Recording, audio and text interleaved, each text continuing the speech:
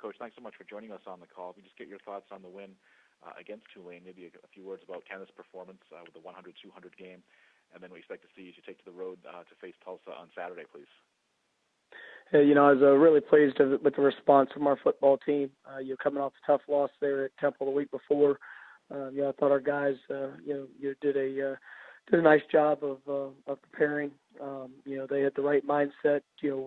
We talked all week about not letting the previous performance affect the next one. We learned from the experience. I thought our guys came out with a great purpose, and we were able to execute at a very high level. And you talk about all three phases had to show up. Tulane had a very explosive offense. Had been very productive defensively, and obviously very well coached in special teams. So it really took each unit playing at a very high level to allow us to win that game. And going into this week upcoming, we have to go back on the road. Playing at Tulsa, this is a team that is very dangerous. You watch their games this year. They got a huge win against a Wyoming team that's quite impressive.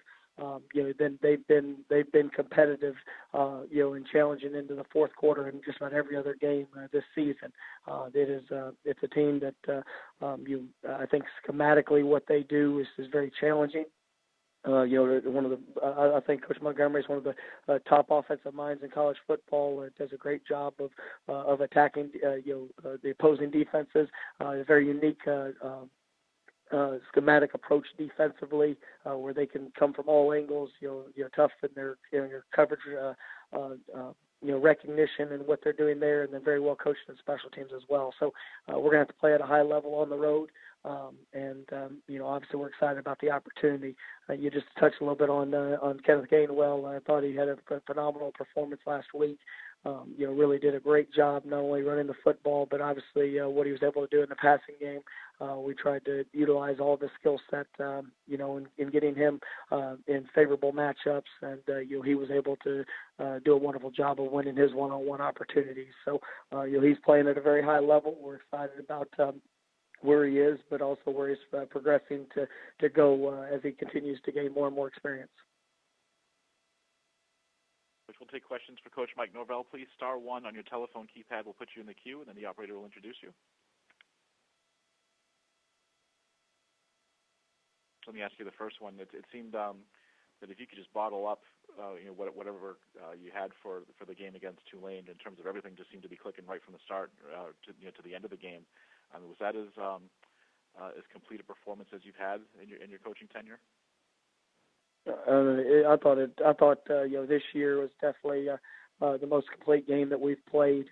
We wanted to come out and obviously start fast offensively. I think we were able to score. I think it was touchdowns on our first 4 drives, maybe 5 drives. We were able to score points on each possession, I think, for our first 8 possessions. So I thought our guys were able to come out and execute, even though they made a couple of explosive plays, offensively. I thought our defense did a great job of settling in. We were very aggressive in our approach, and you really kind of got them, behind the chains some, and being able to create the 3 takeaways were critical. And then I thought we definitely dominated the field position with big returns, being able to flip the field when we did have to punt, and I thought our coverage units were outstanding. So it was a game that we had been looking for. I was glad to see our guys be able to apply the preparation from the week to the game, and it's going to have to be something that we continue to grow and work to continue to do. And then, so how comforting is it as a head coach then to having seen that performance from your team and knowing that kind of the recipe is there, if going especially as the games coming up get maybe greater in terms of stakes and things like that, in terms of divisional games and conference games and whatnot, knowing that you can point to that one and say, hey, this is what works, and you have it in you. How comforting is that as a coach to go into? Well, I mean, it's been the expectation from week 1, and so that's that's what we've been pushing for, to see that when you do prepare at a high level, when you are able to apply it there to game day, the great things can happen. We didn't play a perfect game. There were still a lot of mistakes and things that we have to clean up. But I think our guys understand that it takes a next level preparation if you want to have a next level performance. So that's what we're continuing to work on. And I thought we had a good start to that early in this week already. Thank you. We do have another question come in if we could. That'll come from Mark Narducci, Philadelphia Inquirer. Hey, Coach, I'm just wondering, after you lost to Temple and then you bounced back, do you ever talk to your teams about scenarios within the conference, games are must-wins? I know every game's a must-win, but do you ever talk about those scenarios, or do you just prepare for your opponents? Yeah, you really try to stay focused on what's ahead. I think there's so much talk about who controls what destiny and what needs to happen, and really none of that matters. I mean, you need to go out there and you got to play at a high level.